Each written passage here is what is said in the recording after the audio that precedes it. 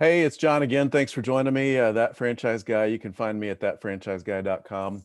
Um, I have with me today Tera Thomas, Senior Funding Consultant with FranFund. And I wanted to do a conversation where we talk a little bit about how do you get a franchise started? How do you get it off the ground? And who do you talk to? And so with that in mind, I wanted to bring Tera on and welcome Tera. Thank you for having me, John. I'm happy to be here. Awesome. Looking forward to some pearls of wisdom. So um, tell us a little bit about your background and how did you get into funding and get with FranFund? Sure. Well, to make a long story somewhat short, my career starting in franchising over 20 years ago. I worked at Two Men in a Truck, a well-known franchise moving company, and I worked for that company for 12 years before being a franchisee myself. I sold that business to have my children. I was lucky enough to sell it to a neighboring franchisee, so it took about one phone call to make that deal happen. And got out of franchising for a few years, and then one of my colleagues still works for FranFund, Shirley Kefchin, and they had a position open. And she said, "How about getting back into franchising?" So now I get to work on this side of things, help people get the funding to start their dreams of small business ownership, and love every minute of it. Awesome. Awesome. That's that background, I'm sure is very helpful as talking to people getting started.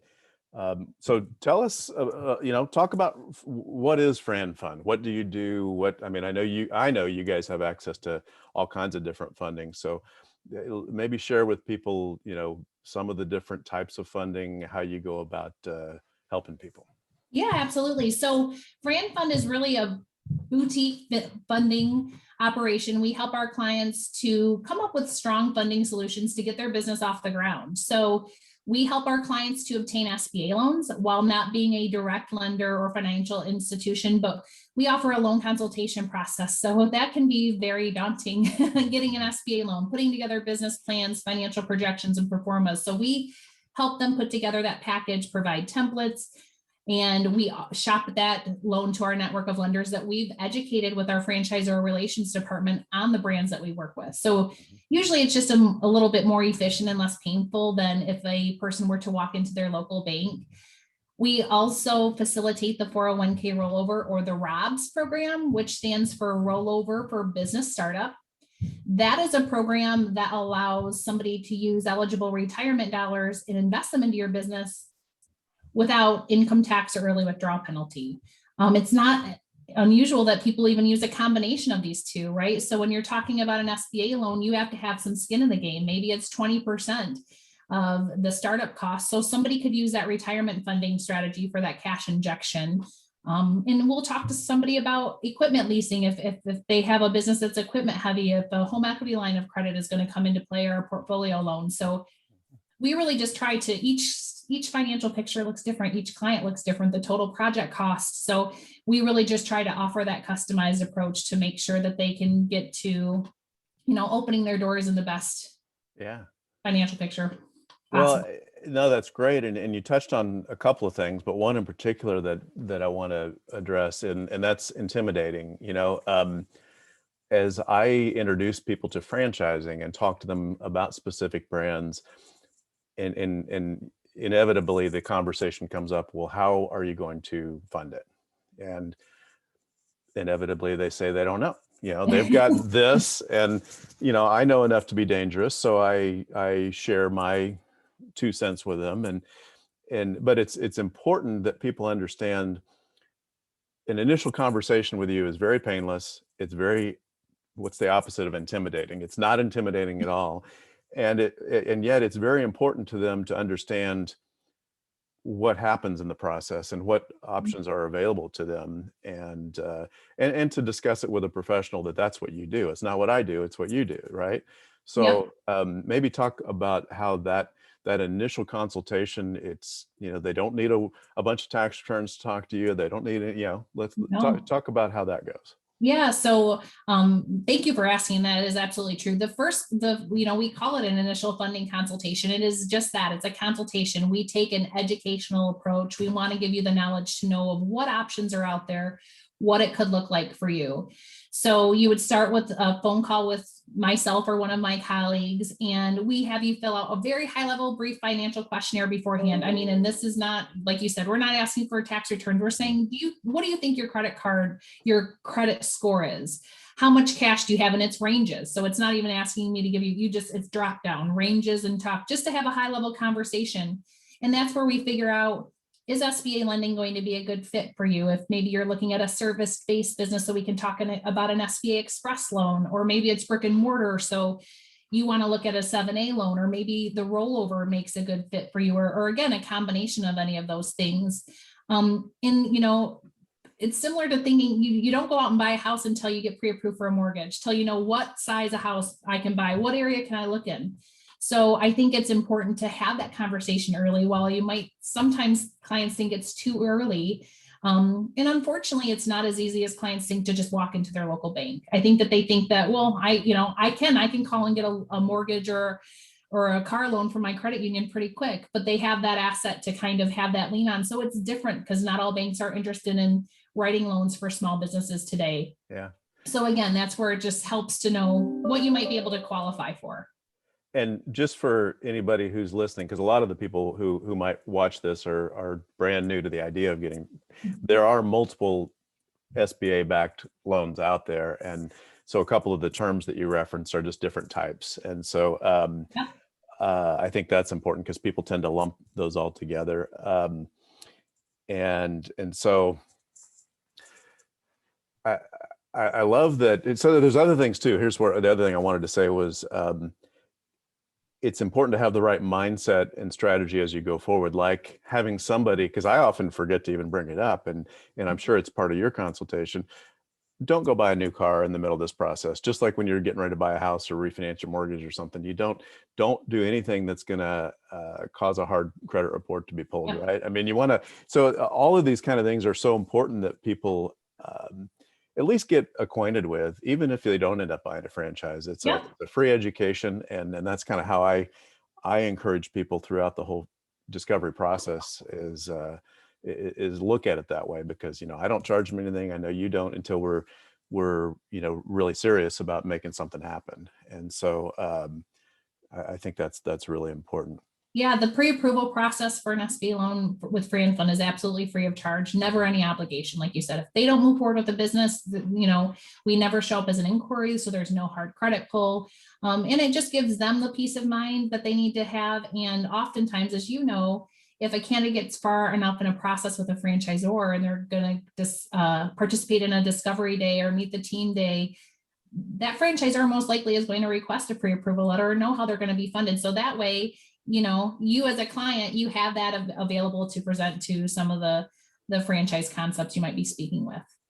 Well, you beat me to it. I'm glad you brought that up, because yeah, it's, in that process, especially if somebody's not intimately familiar with their situation or their taxes or the paperwork, when you do get to that pre-approval stage, I assume you require a little bit.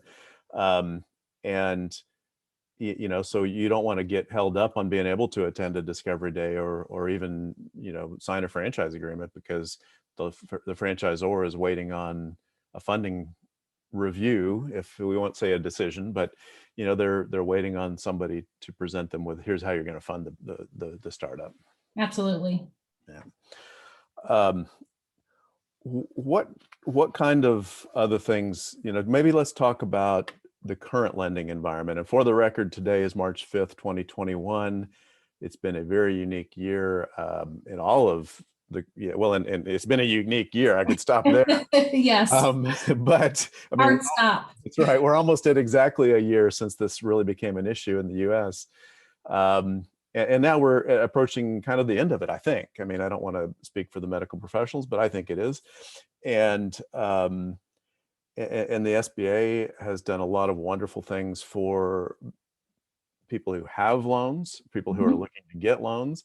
Of course, the lending environment has changed a little bit. So maybe spend a couple minutes talking about what's going on today that might be different if somebody looked into a loan a year or two ago, and then talk about what you think may be coming. Sure. So, I mean, what I will say is we're still getting a lot of loans funded. We're still, there are banks out there that are looking to fund for startups and acquisitions and working capital loans. Their credit boxes have tightened a little bit. I mean, they are looking for strong borrowers. So they want to see strong credit score, the ability to cover that cash injection.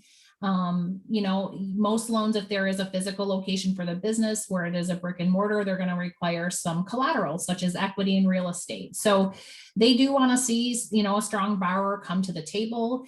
With everything that's been, happened this last year, and with the Economic Aid Act that was passed in January, they did put some SBA incentives into that Economic Aid Act. And it has unfortunately already changed a little bit, and who knows if it could change again. But as it stands today, as John said, March 5th, any loan that is approved, which means it's assigned an SBA loan number between now and September 30th of this year, the SBA is actually going to waive the SBA guarantee fee, which is usually about 3 to 3.5% of the guaranteed loan portion. And they're paying the first 3 months of principal and interest, which is a great incentive. So the change, if you might have heard, it was 6 months. The SBA kind of announced that they didn't allocate enough funds to that. It was insufficient. So they've now decreased that to 3 months, but still a great incentive. The other thing I will just hit on, because sometimes it can be confusing, part of that as well is that the SBA increased the guarantee to the lender to 90%. So some people think that that lessens the requirement for the borrower, but really all that is it's increasing the amount, again, that they're actually guaranteeing to the lender themselves. But the goal of the SBA doing that is trying to get more lenders interested in lending money today. So, and it did actually open up the door to some banks that had stopped funding for startups, and they've started doing that again. Awesome. Well, and I certainly think there's whatever we have today in 30 days, 90 days, even down the road could certainly be different. So it's, I would encourage anybody who's active or has questions to talk to you about what's going on today, because it does change sometimes daily, it feels like. So yes, it does. And that's where, again, we're happy to be that resource as, people are going through the process and making their decisions. So to kind of wrap up today and just pull everything together, I'm always curious, is there any kind of a common issue that you run into a lot? Is there anything that, whether it's something that is fixable or not from a potential borrower or a franchise buyer? Are there any scenarios that you see common? Not necessarily. I think that sometimes there are just preconceived notions as to, I have good credit and I've been able to obtain mortgages, so it's easy to obtain an SBA loan. So it looks a little bit different. So again, having a conversation early and what that could look like. And, always making sure, and I know that when working with somebody like you, John, you would never take a candidate this far. And that's why, somebody like John is great to work with too. But, making sure you have that good funding path in place before signing a franchise agreement or paying a franchise fee. Nothing makes me more sad than talking to somebody that's paid a franchise fee, but had no plan to how to fund the balance. And then, another thing I hit on very briefly, but that 401k rollover or ROBS program is the fastest means to funding today. So, that still takes about a month to get done, 3 to 4 weeks. You are investing in yourself instead of the traditional market. And many of our clients have found that they are able to get a better return on investment while investing into their own business versus the traditional market. So while that is always a scary thing, I think when people hear retirement funding, we're not supposed to touch our retirement. Take the time to learn about it, have a conversation. It's not unusual that once people really understand how it works and that it's an investment into themselves and their business where it can still grow, not a loan or a distribution, that they're definitely interested in that strategy. Yeah. So to be clear on that, there are no tax consequences. There are no penalties that are paid, early withdrawals, anything like that. There's no loan payment to yourself. This is really a program where you, instead of investing in mutual funds or stock market, you invest in your own business, correct? That's usually how I present it. Yep, you got it. Yeah. And absolutely, I've used both those programs, SBA lending and a rollover program for my own personal franchise purchases. So I do, again, I know a little bit about both, and I know enough to be dangerous, but I definitely want people to walk away from this with the understanding that you're the one to talk to. and okay, I have an interest in a franchise, and maybe working with me, they've even figured out what direction they want to go. But boy, before let's get too far down the line, let's get together and talk about our funding strategies. And so, give us your email and phone number real quickly, and of course, anybody can always find it on my website too. Yeah, absolutely. Well, you can always visit FranFund.com, which is FranFund.com, as in franchise funding.